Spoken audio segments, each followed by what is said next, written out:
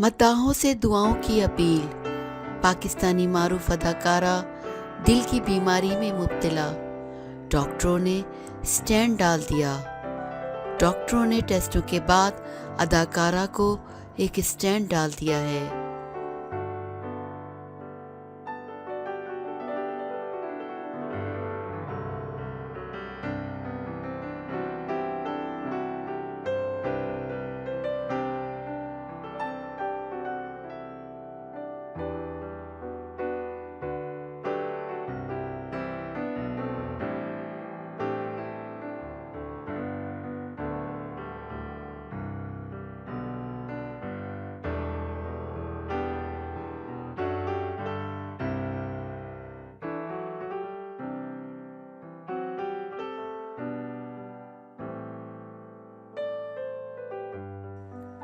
اداکارہ زارا اکبر کو عارضہ قلب کی وجہ سے سٹینٹ ڈال دیا گیا ہے۔